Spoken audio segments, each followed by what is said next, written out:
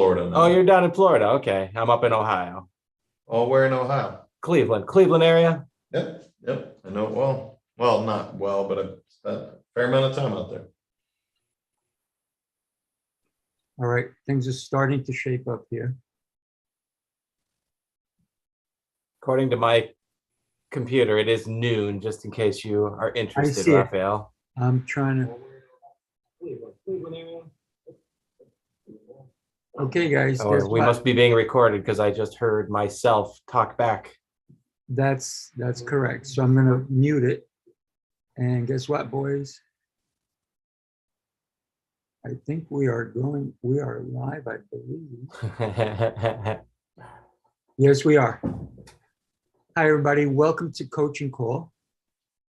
Just kidding. This is Heroes Rising. Right? Yeah, wait, Coaching I'm on the Call wrong is a podcast. podcast that I do. And I'm going to go ahead and try my camera on, see if it works. There I am, I think. Hey, look at that. That's it. Okay, guys. So it looks like we are live. So one of the things that I think we need to work on is me getting better at this stuff, especially when I go out. When you're not on your in home. That's right. That's right. So, thank you guys for joining us on here I go again, on Heroes Rising. So Heroes Rising is where we bring coaches to you twice a month, and we bring different topics. Today I am blessed to have two amazing people with me. GM is what can I tell you? He's just an amazing person. I'll tell you a little bit more about him in a sec.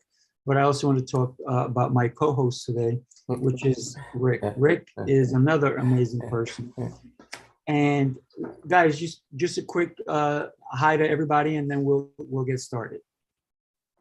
Hello, everybody. What's up? Thanks for having me, you guys. It's amazing. Cool.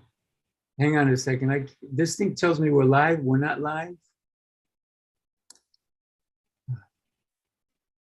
My YouTube tells me we're live, right? In the corner, it said live on YouTube. Okay. All right, cool deal. Hopefully we are live, and if not, we'll have to shoot it up later. Thanks for the wave, guys. Okay. So, let me introduce James Ryerson. He's going to discuss Let's Go Win at Leadership, but there's so many different topics that he can discuss, but we're going to work with leadership today. He's an author, he's a mindset coach, and he's also a host of Let's Go Win podcast. Think about it. Let's go win, right? He's been building companies and hang on one second, guys. He's been building companies for a very long time, right? He leads sales teams for over 20 years, and I think it's longer now, right, Jim? Yeah, we're pushing a couple. We're getting into the third decade. Oh, nice. Good for you. Excellent. Yeah, so he's the co-founder and CEO of Let's Go Win, whose mission is to increase leadership, enhance culture, and help teams achieve peak performance. Helping a whole team level up to reach peak performance, that's a task all by itself. And I know that, Jim, you've helped a lot of people with what you're doing, your leadership coaching and everything else. You've focused your whole career enriching the lives of other people, and you continue to educate yourself. And that's what makes you amazing, because of that little thing of continually educating yourself, leveling up, right? So your ability to impact other people, to bring your contribution, to bring everything that you do to your team and to your success of your teams and everybody that you coach, right? GM, would you mind just sharing with us what leadership is for you and the topic that you want to talk to us about today? Thank you. Yeah, so one of the things I always say is I believe everything rises and falls based on our leadership. And so it's so important as a leader to know what do you stand for? And one of the first things I get to is that authentic leadership for everyone, because I'll give you a story. This is my fourth company, Let's Go Win, that I've had a chance to build. And I guess I can speak on it so well because of all the mistakes I've made along the way, right? The first company and a half, I thought I had to sound a certain way. I thought I had to look a certain way. And you notice I'm wearing a t-shirt. I'm a jeans and t-shirt kind of guy. But when I started, I thought I had to be in a 3-piece suit, buttoned up, and I had to look a certain way. And look, I don't care if you choose to wear a suit or you don't. That's not the point. The point is when I'm truly myself, when I'm authentic, when I am just giving my very best, that is a far better recipe for success than it is if I think I have to look or sound a certain way, because that authenticity, when it doesn't come through, you can grow. I've done it through sheer sweat, tears, grinding. And that was my experience for the first company and a half, and the first company, and then the second company, the first part of it. And we grew. But here's the thing. I almost lost my marriage in that growth, right? I was not the most happy guy coming home from work as I was being a leader. I would win at any cost. It didn't matter what relationships were affected. So I made all of those mistakes to learn that there's a better way. And as I found that better way, that authentic way of just being me, what do you know? We actually grew exponentially more, and it wasn't so much darn energy, because I look at the first company and a half as I had masks on. And I say in the first book, look, masks are meant for parties. They are not for every day. These masks that we all wear, and we learn it real early on that we want to sound a certain way, we need to fit in.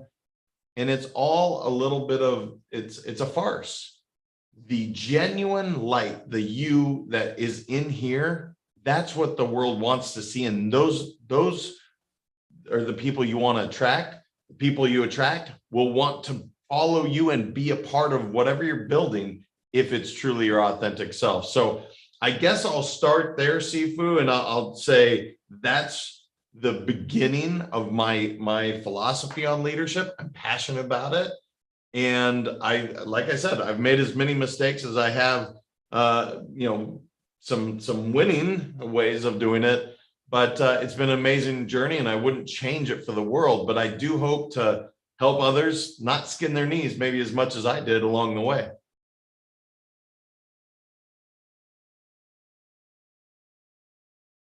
I can keep talking if I apologize. I couldn't get to my mic. You're all right, brother. So I love the fact that you were talking about wearing a mask, right? Because even superheroes have to take that off, right? They have to take the cape off for a minute, take the mask off. And when we think about winning, it's about, maybe it's not a mask, but different hats, right? Because at one moment you have to put on that hat and you have to be the dad, right? And then another time you have to be the husband. And you said, because you were focused on one thing, you almost lost your family, right? So I appreciate you talking about that, because that's important. A lot of people, they think that, yes, I have to win, but at what cost? Who's going to pay the price at my winning, right? So would you mind talking a little bit about that? I think that's a huge aspect that a lot of people don't realize, how truly important it is to have that family, life, social, and business equation into that we have to deal with, right? Yeah, I love more insight on that.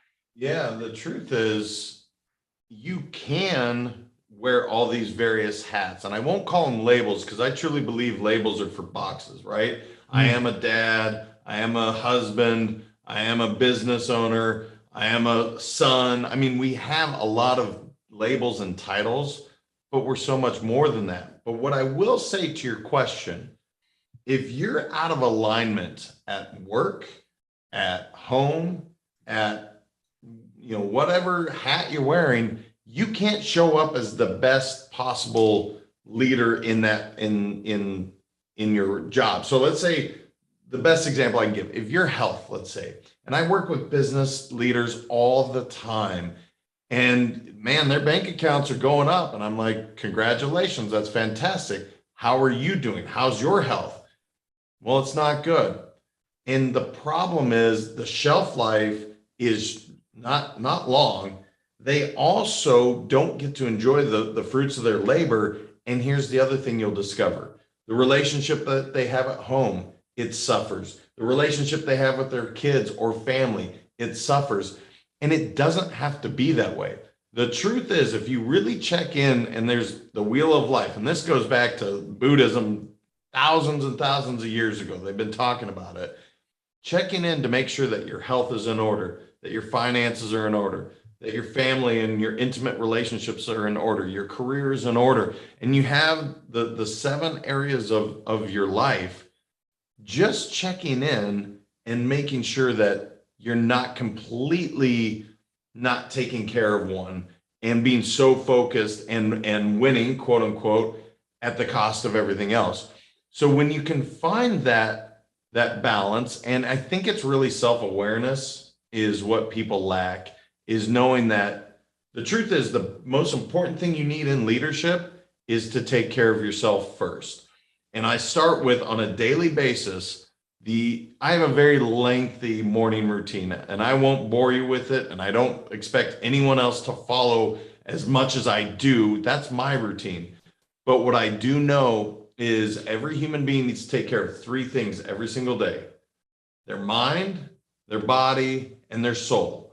If you do those, and I don't care if it's for 5 minutes, 20 minutes, an hour a day, I don't care the amount of time, but just checking in on those 3 things as a human being, then if you are able to fulfill and fill those buckets, now you're leading yourself. Now you can show up as your authentic self, be able to lead others as well. But if you don't, good luck, and the people will see it clear as day. Well, why would I want to follow JM? He is literally miserable in his marriage. They don't want to follow that leader. Why do I want to follow JM? He is literally, overweight, has all these health challenges, let's say whatever the challenge is. Why would they want to follow that? I don't want that. What they want to see is a holistic human being that is truly taken care of, again, the mind, body, soul, because now you are functioning at your highest frequency. That's someone that people will follow. So I hope that answers your question, Sifu, but it's definitely the most basic thing I coach on is every single day, take care of your mind, your body, and your soul. And I can give you examples if that helps, but it's just a basic idea to do on a daily basis before you ever take care of your family, before you ever take care of your work, before you ever check your cell phone, which is such a prevalent thing in our world today. Take care of you first. No, I appreciate that. So tell me a little bit about how important it is.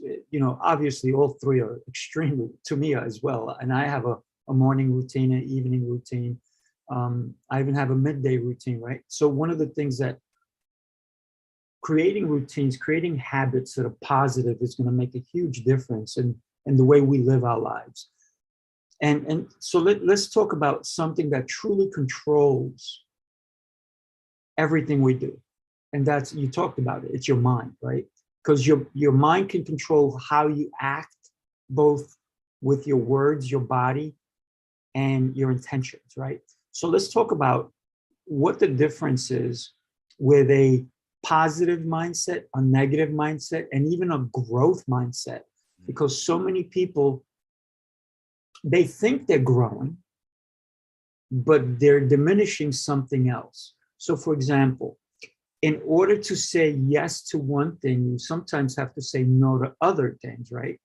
But then what no's are important and what yeses are important. So would you mind talking about that? What really controls us all is our mind, right? Yeah, 100%. And when we talk about winning, I do believe it is a mindset. So it's not about wins versus losses. I don't believe in that. Winning there's wins and there's learning. Okay. I don't believe in losses. If you didn't learn something, then sure, it could be considered a loss, but it 100% is a mindset of wanting to show up as the best version of you. Okay. Now, what you just said, I love this subject, and I hope everyone hears this really loud and clear. I had somebody come to me the other day and said, I'm just stressed out. I'm overworked. And I mean, you can see it. This 40-year-old man, which is to me not that old, he looked 60. And I was like, what is going on with you? You're an active guy. And he says, I can't say no. And I said, interesting. So let's talk about that. And so he's a cardiologist. His job is to take care of everyone, to make sure their hearts are, functioning. And he goes, but I just can't say no. And I said, let me tell you something, guy. I won't say his name, but guy, you say no every time you say yes. Every time that you say yes to something, you're saying no to something else. That is a fact. So if you say yes, yes, yes to everyone, now you're saying no to your kids, spending time with them, perhaps saying no to taking care of your health, saying no to taking care of your spirituality. Every time you say yes, you're saying no to something else, just so we're clear. And it is 100% a choice. You get to choose every single day how you show up. I don't care what your genetics were. I don't care what your parents were. Those are just your experience. That may be where you came from, but you get to make the choice every single day, whether you choose to be happy or not. And once you can wrap your head around that, wait a minute, it's in my full control. No one else has the power to allow me to be happy or to be sad. Only I get that choice. No one has the power to, whether I'm healthy or not. I get to choose. And you can go through every stage of your life and just know it's a choice. Now, the beautiful thing about that, and if you ever want to go through, there's a thing that I do with all my clients. Take one sheet of paper, okay? Take your pen down the line. On the one side, write victim. On the other side, write responsible. Now, I want you to write down all the things that you feel under a victim, all the emotions that you feel when you're a victim, and it'll come very clear.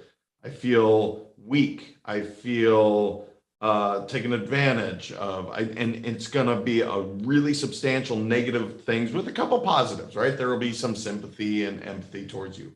Then on responsibility, how do you feel? I feel strong. I feel empowered. I feel in control, all these things. Now there's a couple negatives. You could feel overwhelmed, but overwhelming, when you look at it, are you being a victim or are you taking responsibility? And when you choose to take responsibility in every facet of your life, it is the most freeing thing that you can do for yourself. So it's a choice. You get to choose to be responsible or you get to choose to be a victim, but it is your choice, just so we're clear. Man, that is powerful. For anybody who's listening to us now and who doesn't realize that they do have a choice.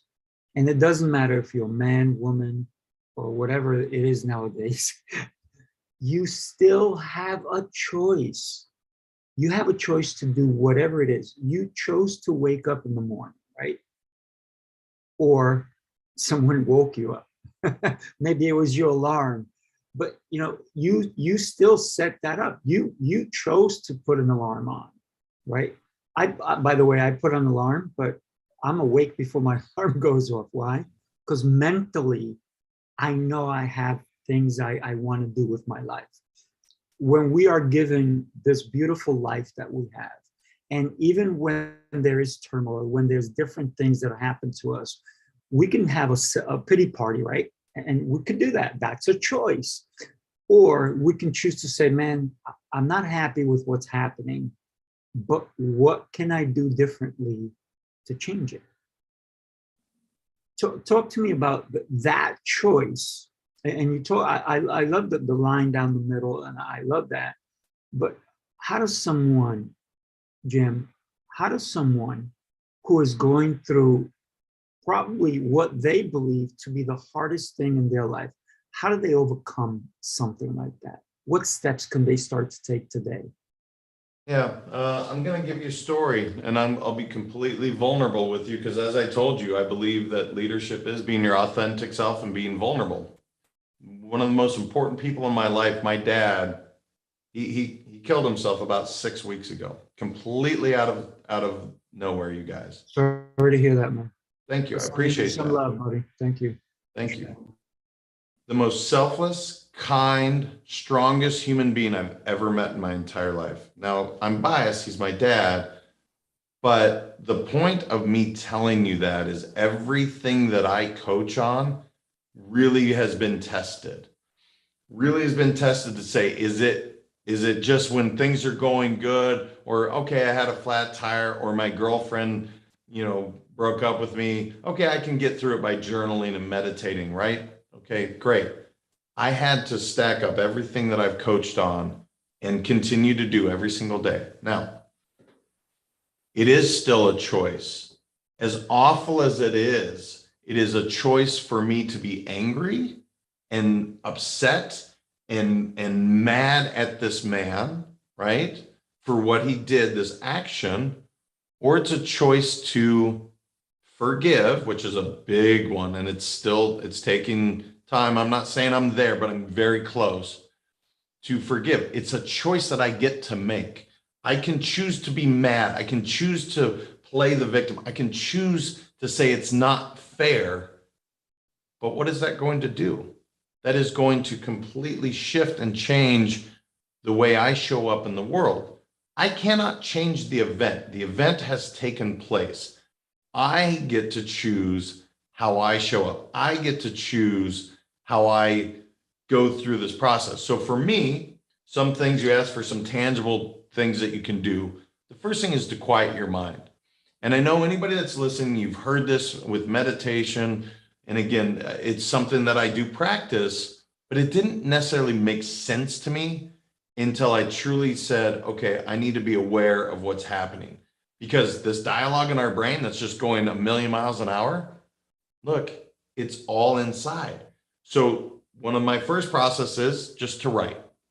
I talked about a piece of paper and a pen. The best form of therapy, it's free to everyone, other than it costs a couple of cents for a pen and whatever it costs for paper.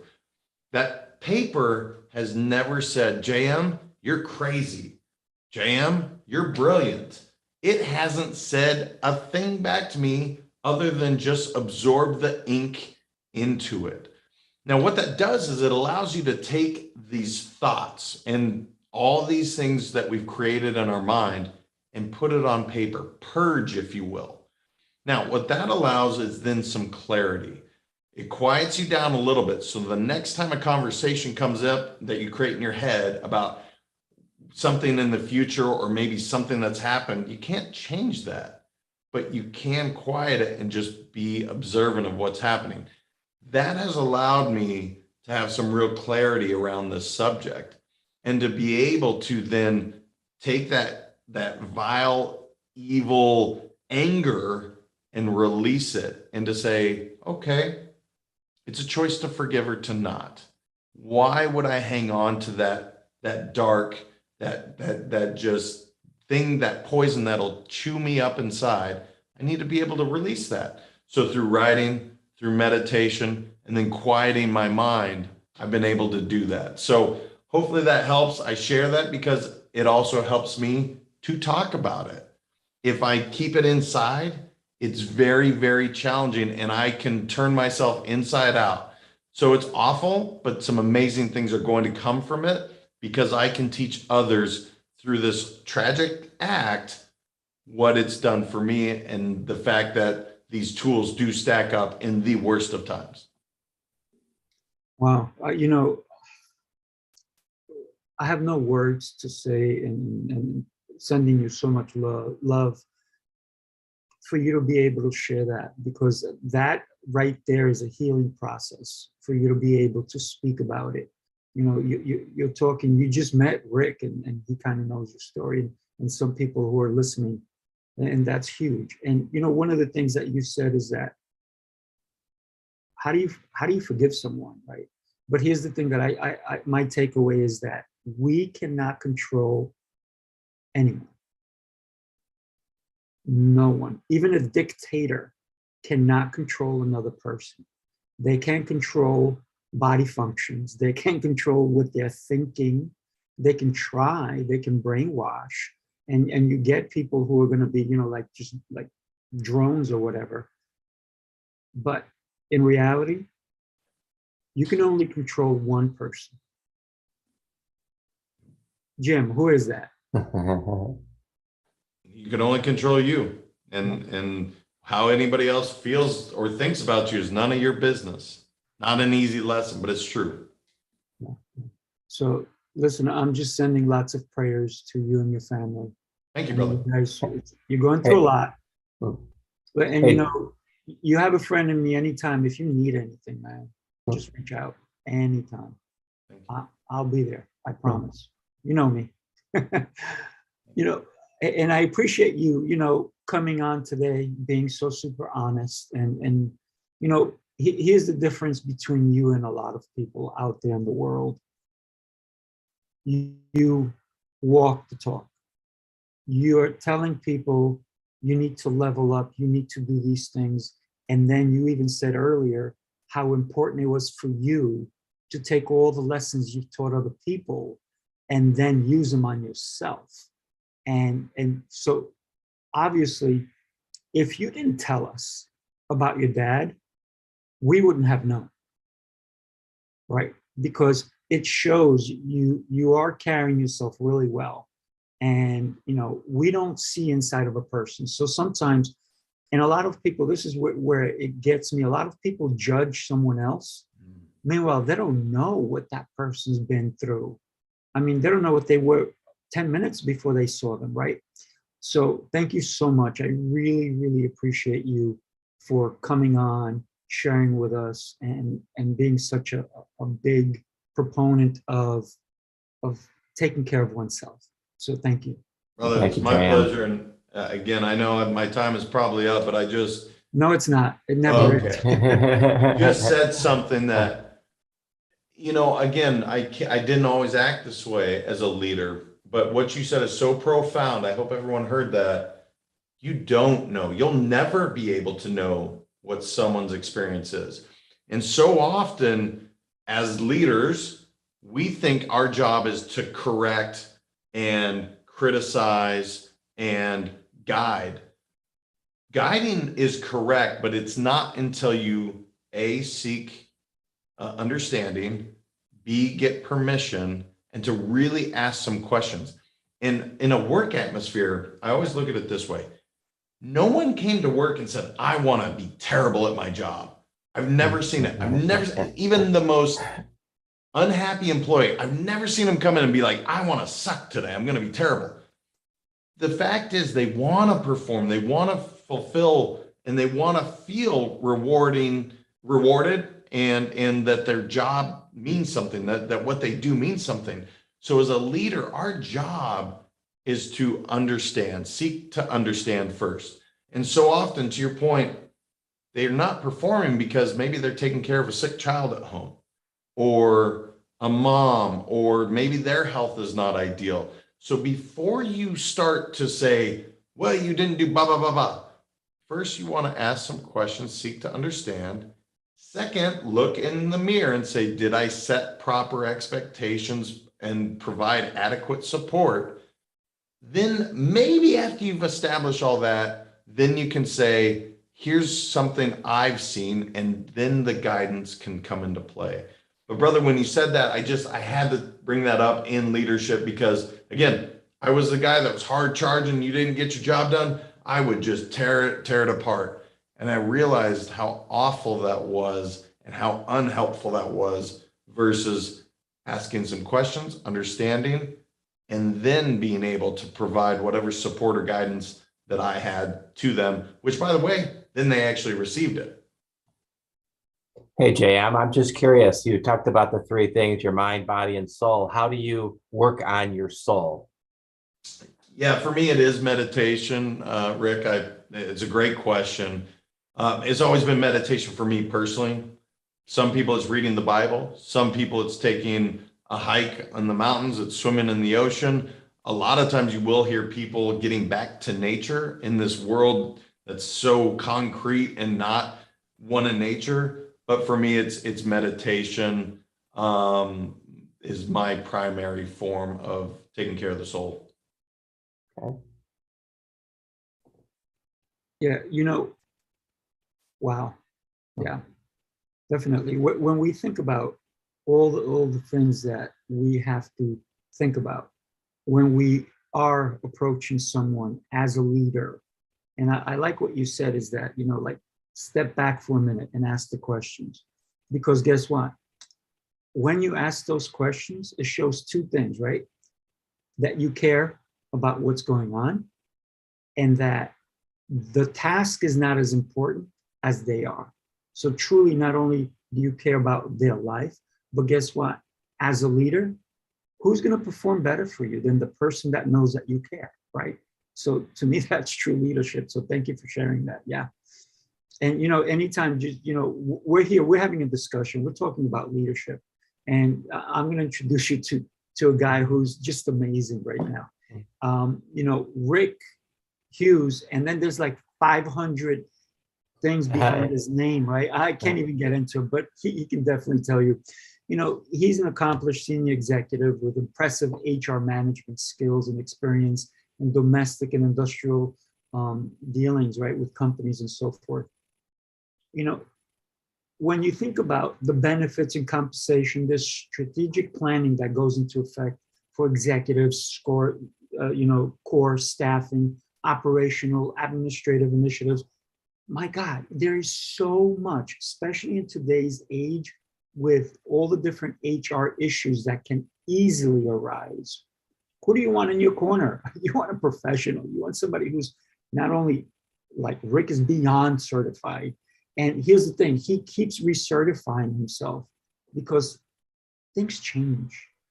And who do you want in your corner? Somebody who is in the know?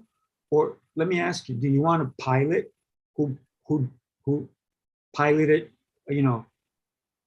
10 months ago, or one that just came off, 3 days ago and did, he has experience in flying. So Rick is that kind of person. He's the one that will pilot your HR department. He is hired by some of the best companies in the world to help them with that, because there's so many different facets that go into HR. I mean, if you're thinking about HR, Rick is your man. So Rick Hughes, or Richard Hughes, I know he likes to be called Rick, but his official name is Richard Hughes, and 500 titles after. He's also a man, and I know that the reason that he asked you, JM, is because about your mindset, and also about your spiritual, because he's a very spiritual man. He reads the Bible and he can tell you all about it. But the whole thing is that he understands the Bible. Wow. And sometimes he'll send me stuff and I'm like, oh, that's really cool.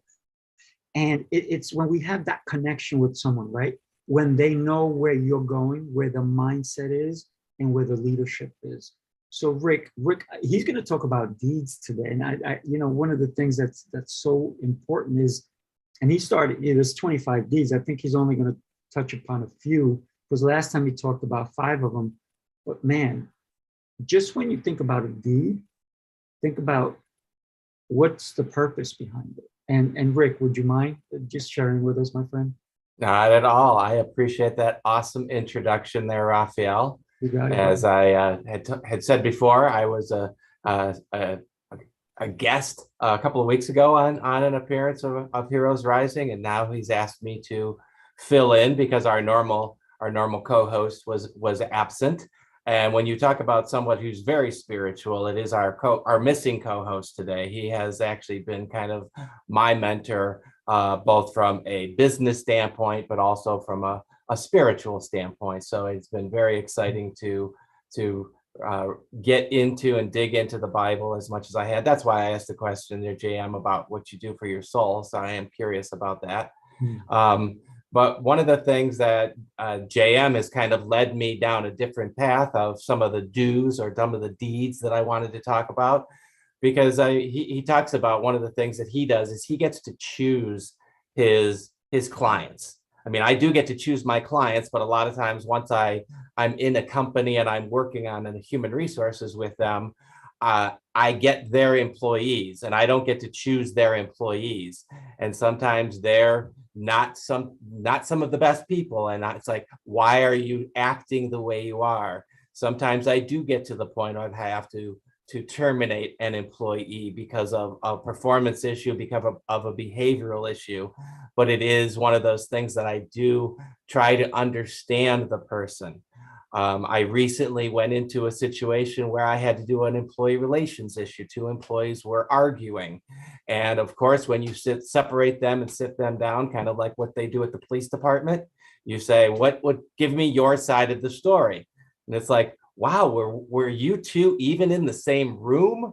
I didn't get anything of that from the other person. Everything you did was right and everything the other person did was wrong. And they told me just the opposite. So who's right and who's wrong? So that's some of the, I'll call it challenge, but it's also some of the fun that comes out of working in HR, of a kind of peeling back the onion and seeing what works. But as Raphael was saying, we kind of have gone through, or Givers University has created the 25 deeds or virtues. We like to call them 25 do's.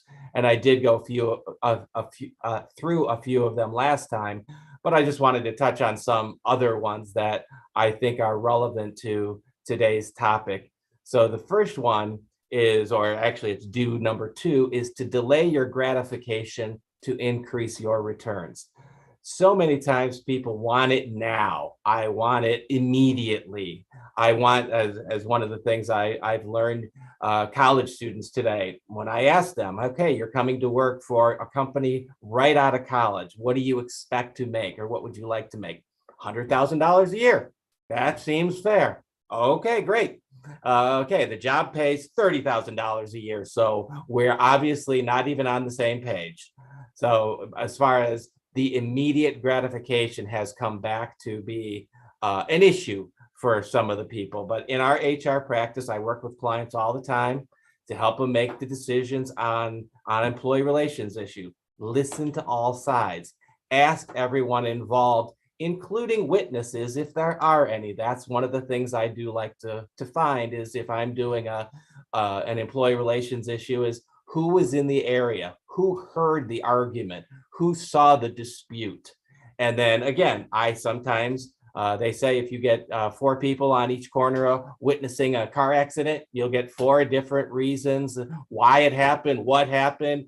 One of them, it wasn't so bad. One of them, it was terrible. And wow, okay, what again, did we see the same accident? So when somebody is angry or upset, the verbal discussion can go in many different directions. And some of the issues, as I have found, they will even contradict themselves. They'll start saying this, and then they'll flip it and say just the opposite. Okay, so I do like to listen to them, but I do ask them to, hey, go away and write it down. Make a written statement. It does kind of force them to clarify their position as they're writing it down, and they reread what they just wrote. They're like, that doesn't make any sense. That's not what happened.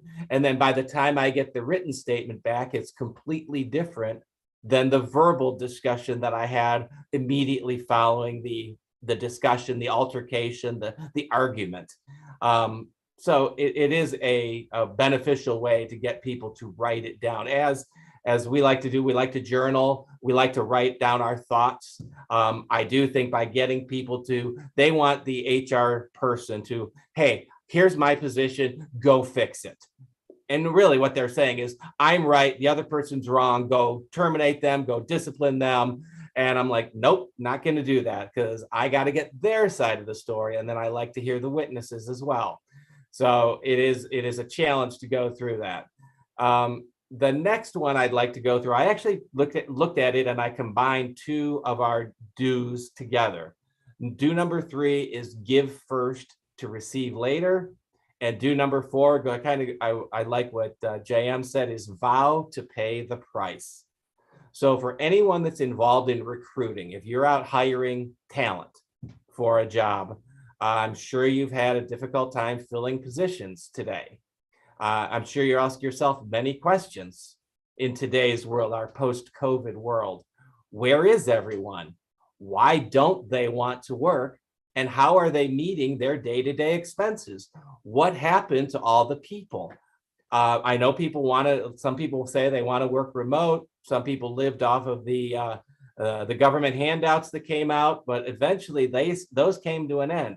Unemployment can only take you so far, and unless you have a rich spouse or a rich family member, sometimes you're gonna need to go back to work. But I'm still surprised when I drive down the street to see how many now hiring signs are still everywhere, whether it's a restaurant, a fast food, a business. Everybody says they're hurting for talent. So that's what I was saying before, as far as the realization that when a young college student just comes out as an engineering degree, well, I spent 4 years, I should be worth $100,000, $150,000 a year.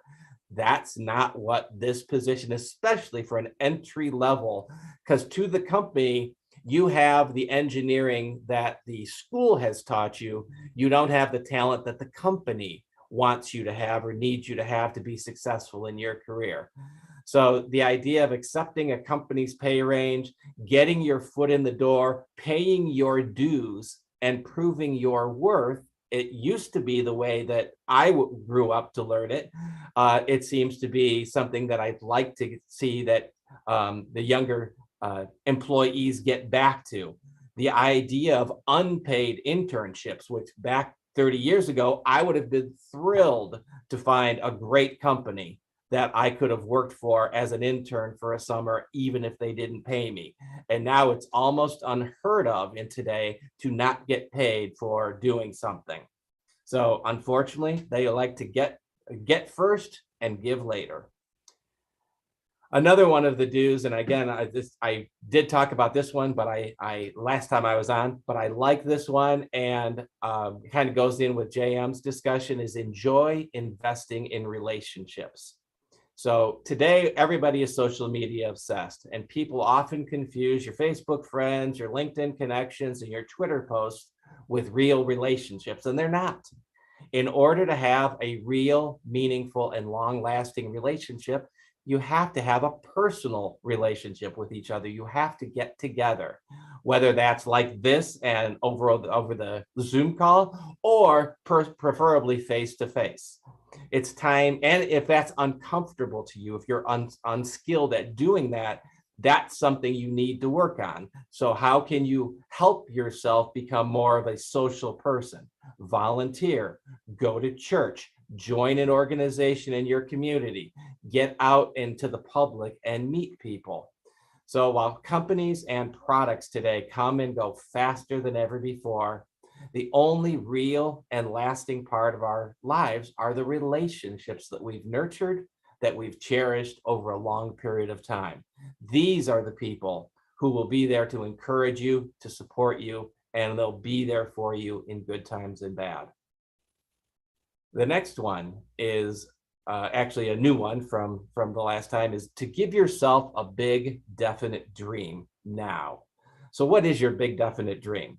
I kind of thought about this question. I went back to when I was in my 20s, and I said, I just got into the human resources, my first position. I wanted to be a senior level HR person. I wanted to be the VP of HR, the director of HR. That was my goal. But as I started to develop my skills, I said, I started to see there are good employees and there are bad employees. There are good managers and bad managers, and there are good leaders and bad leaders. And what makes them the way they are? So when we view people, especially when I have to view employees, I have to separate the person from the deed. I have to say, that's a bad person. I say, what you're doing is bad, and you need to correct it, and things are correctable. I don't have to, if you change your way of doing things, if you change the deed, you can change your behavior. So it's not, I'm not labeling you as a bad person. I'm labeling what you're doing as a bad deed, and that can change. So once I started to realize, I started to gravitate toward the good leaders. And luckily, I was fortunate enough to have a good manager. This is even before my current mentor, but back when I was in my corporate HR days, I found a great manager of mine who became my mentor. I also found great coworkers who both in today's in the case of both of them, they're still friends today. I'm still in touch with them. I still reach out to them for advice because we're in different companies, different organizations. But when I have an HR, a kind of a difficult HR issue, I know who I'm going to say, what do you think about this situation? Or what do you think of my solution? So as far as getting back to my point, as many entrepreneurs as JM and Sifu, I finally determined that I could do things better, faster, and cheaper than working for somebody else or working for a big organization. So I decided 22 years ago to start my own HR consulting practice. And today we're still here. Making it over 3 years. They always say you're a successful business if you can make it past your 3rd year. I'm in my 22nd. So I guess it's been a great ride. It's been great to learn it. So next do is decide what is your personal reason why. And I kind of liken this one to when JM was talking about, that's why I asked him about the soul, how he develops the soul. What is your personal reason why? At Givers University, one of the things that we believe in is that you can get into a good Bible-based church or Bible-based organization and keep God in first place. One of the things that I say is if you start with God okay, God is in first place, now everything else flows from that. So we kind of have a priority list of what are your top 5 priorities. And it really only, in my opinion, or in our opinion, it only works in one order. Number 1, you've got to have what we sometimes call intelligent design, because God is different to different people, to your Hindus, to your Buddhists, to the Jews, everybody. So we call them God or intelligent design. Then number 2 is family. Number 3 is your country. Number 4 is your business. And way down at the bottom of the list at number 5 is you.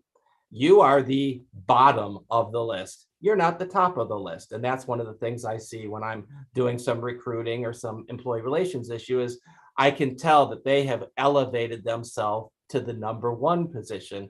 And I know that I have to work on that with the employee. So a lot of times when you're number 1, we call that a toxic employee. And that's usually not somebody that other employees like to be around. It's not somebody that managers like to have around. And it usually means they're going to lose in the long run if they don't change their behaviors. So by having a personal reason why and placing the top 5 list in the proper order, everything else kind of falls neatly into place. So Sifu, I could keep going, but I feel that I want to make sure that I give you some time too. So Yeah, no, I love everything you're talking about, and definitely the dues, are very important. I like when you talked about, that sometimes you have to terminate someone, but people see it as a negative, but that could be a wake-up call for them, right? absolutely. To me, it's the yield in the road. You have to decide which way you want to go, right? Because you can get fired from a position and you can go, you know what? They don't know what they were talking about. I'm just going to keep going to the left and just keep doing everything that way because I'm right. Instead of reflecting and going back and, maybe they had a point. Maybe I got fired because maybe I didn't show up on time enough, or I didn't do my job fully, or I wasn't doing whatever it is, but it's that reflection. I believe that it's when we change our perspective, our thinking, it's gonna help us. So sometimes people need to get fired because they will be reborn, hopefully, right? That's what we're hoping for. Sometimes I have been thanked and saying, hey, what you did was the right thing. I've now found a better company. I found a better fit. I've learned from what I was doing wrong. And I not necessarily agree with you, but I see how I was not effective in my old job. And now I'm with a company or I'm with a manager that I really get along with. I really click with. Yeah, that's important. Thank you for that.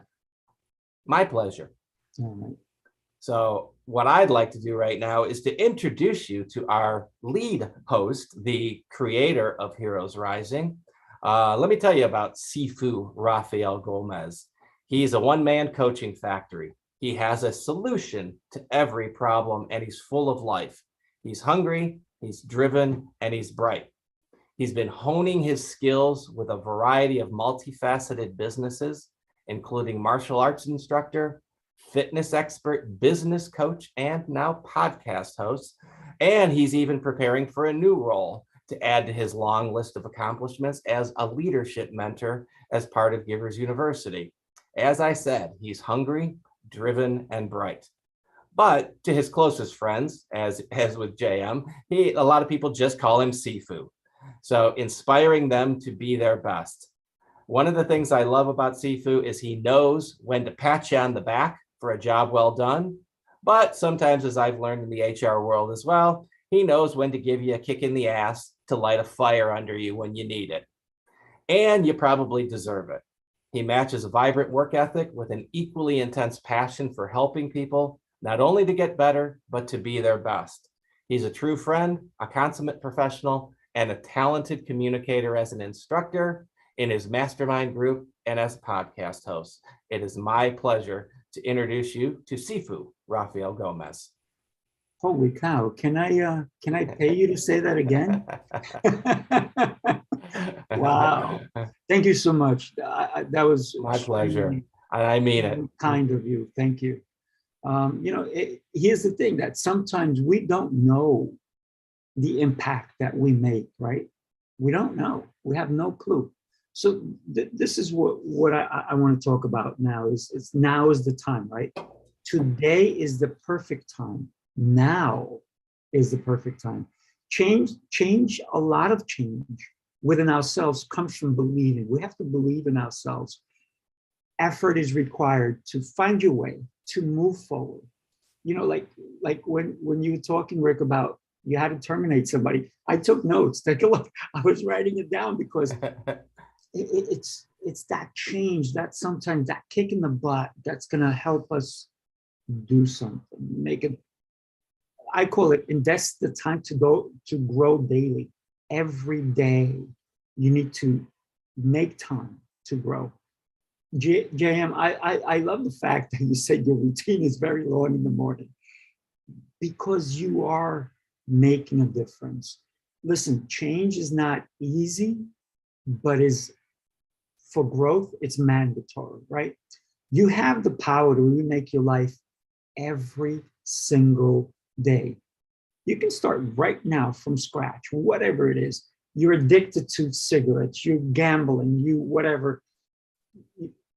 Anything that you want to change, you can remake your life right now. You can do it. I would suggest you take your life apart from scratch. Take it apart, but then put it back together the way you want it.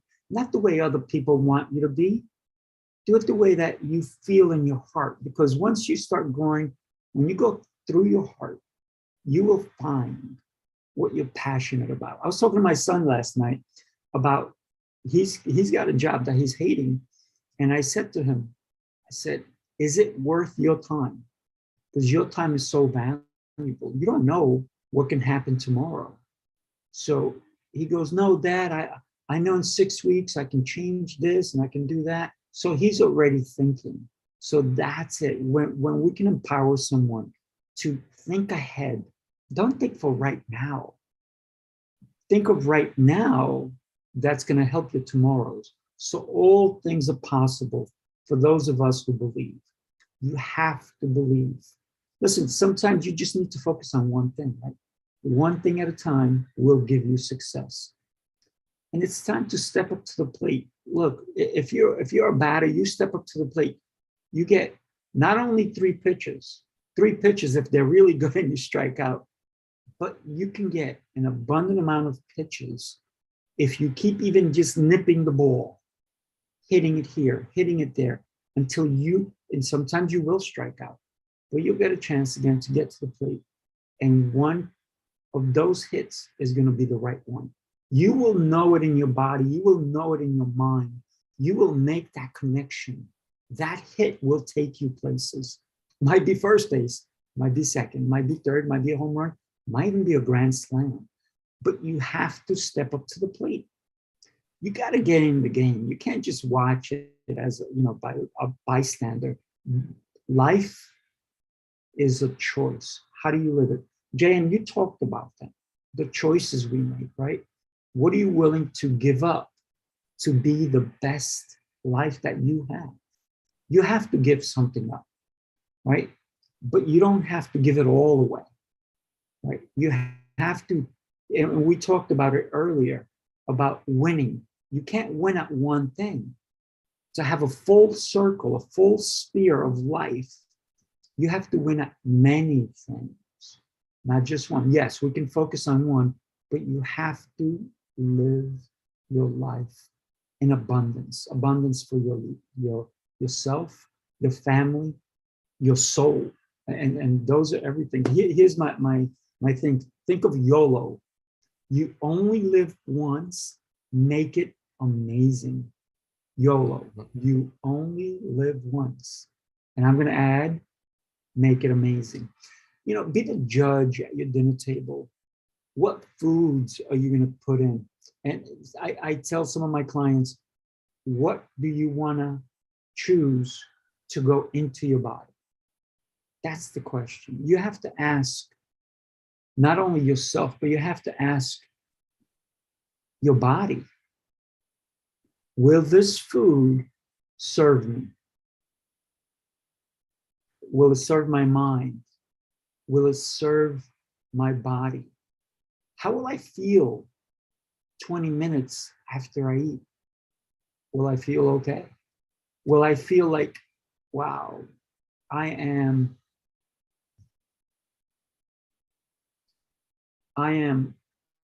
doing this not just to fulfill my eyes, right? Because our eyes lie, don't they? And this is why, who's the best at helping us with that? Magicians, right? Magicians will always help us understand that our eyes will always lie to us. So we have to find within ourselves, what are we doing for us? So that later on we can do for someone else. I love to get some insight from you guys because, both of you talked about so many amazing things that anyone listening can take away, can take some notes, can make a difference in their life, the way they live their life, the way they want to be remembered. So we also can talk about legacy because your actions today are going to reflect your tomorrows, right? But habits too. We all wake up in the morning, hopefully we all brush our teeth, right? But that's a great habit, right? Now, some people, when they get nervous and they're writing, they chew on their pen, or they do this, or they do that. Or there's these habits that we sometimes develop without realizing until somebody says, hey, by the way, did you know you do this? And you're like, I do? Wow. So it's that concept of having a coach who sometimes, like JM, you're an amazing coach because you're able not only to see what your clients are able to miss the opportunities, right? Same thing with Rick. You guys can see from an outside. When you're in the storm, all you see is what's in front of you. You can't see what's on your sides. Peripheral vision given, yes, but past that, you can't see, right? It's all a blur sometimes. Even in front of you, in a storm, what do you see? 5 feet in front. Can you see 10 feet? Can you see 20, 30, 40? No, you can't. But having a coach, and that's why I believe in coaching so much. Would you guys mind sharing anything that I talked about? Because I believe that you guys are in agreement with what I'm saying, because I'm only repeating what you basically just said, right? Go for it. JM. Well, I think one of the things you said that I think is just so true is living intentionally right? And Rick talked about your why, your purpose, being clear on that, because 90% of us are run by habits. Some are good, some not so good. So when you get real intentional on why I'm doing whatever. So for instance, after I'm done here, I'm going to go spend time with my son. Why? Because I want to deepen that relationship. I want to spend as much time as humanly possible helping him be a better human being and being someone that gives back to this world. That's my intention. It's not to be on my cell phone and worried about my next meeting and this. It's actually being very, very present in that moment and not worried about what's going to happen or what has already happened. And my saying to that, Sifu, that I would share is past is pain, future is anxiety, present is everything. Now, Lao Tzu said it in a longer format. I just shortened it because for me, I think of it that way as, look, if I create an amazing right now, and I continue to do that, and I continue to do that, I'm creating an amazing future. So I don't need to worry about what's going to happen. I also don't need to worry about what happened before. I can't change that. So I guess, brother, to what you said, and I know we're coming up on time, so I'll finish up. Live intentionally, know exactly why you're doing what. And if you don't know, and it's not a heck yeah, I should be doing this, then it's a heck no. Don't be clear on why you're doing things. Don't just do it because everyone else is, or that's what you've always done. Question it, and then make sure that if it's something that you should be doing intentionally, give it your very best. So that would be what I would add on to that. You want me to wrap up? I had You want me to- go you want me to take it for it. one? Go ahead, Rick. Go I ahead. like what JM said, and from an HR world, we like to call it work-life balance. And that is where we say, hey, okay, you're working 60, 70 hours a week. What are you doing at home? Or as JM like to say, even if you don't think you're making a choice, you're making a choice. You're choosing not to be with your family, not to be with your kids. You're going to miss another baseball game or another soccer match because you're working constantly. I think that's one of the things that COVID did show us is people do like to work from home. Now, again, from an HR perspective, I've seen the good and the bad side of working from home. Sometimes people are not working while they're working from home, and some people are very productive. And I've heard some employees say, boy, I used to work 50 hours a week when I had to make that hour a day commute. Now I'm working 60 hours a week. I'm putting in more time. I think I need to go back to the office to take some time off. So people do, I mean, and those are the people that I know are committed to their work and are doing the right things.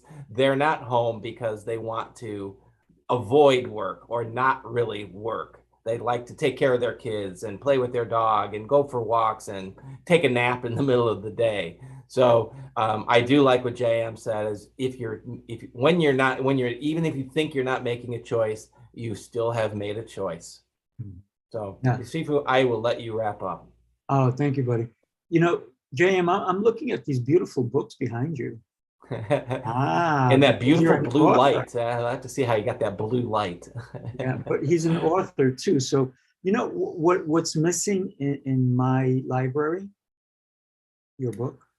Not there. I'm gonna send you some money so you can sign He's one asking for for me. something. I'm gonna send you some money so you can send me one, but sign it, okay? Don't send me any money, brother. Just send me your address. I'll get it off to you immediately. I appreciate that. Listen, one of the things that, you know, I created this Heroes Rising because I know so many coaches who are the real deal, who deliver, who are there to help people. Man, both of you are so genuine, so willing to give, so willing to make a difference in everybody's world. And I appreciate you guys. Thank you so much. I had a blast. JM, I'm still sending you love, my brother. Yeah. And you know, it's something that you're going through. And like I said, reach out anytime. You have my cell number. Anytime, I'll be there for you. I want to tell you guys about June 10th is our next one. We're gonna have EAs coming back. Oh, thank goodness. You did an amazing job. I know you did. We're going to have Dr. Kelsey Asplin, and she's going to talk to us. She says she has so many topics, and she does, but she's going to talk about changing the model of healthcare, because I think in the United States and the way healthcare is coming about, it's just not right. And a lot of people are not getting the treatment they are, and a lot of doctors are not holistic enough. I believe they don't think about the foods we eat and all these things. But that's a topic for June 10th. I hope you guys will join us on June 10th. Any last words, guys, really quick? We'll wrap up. Just thank you, brother. I appreciate you, and I hope your audience got some value from it, but I certainly did. And Rick, it was awesome listening to you, and it was great. So thank you. JM, it was also great to meet you, to listen to you, and Sifu, thank you again for the opportunity. All right, everybody, have a blessed day. And as EA would say it, go for it, Rick. Have your best day ever. All right, guys. All right, guys. Have a great one. Thank you. Bye, you Bye-bye. guys. And I'm going to try to disable all this. I think I'm still here.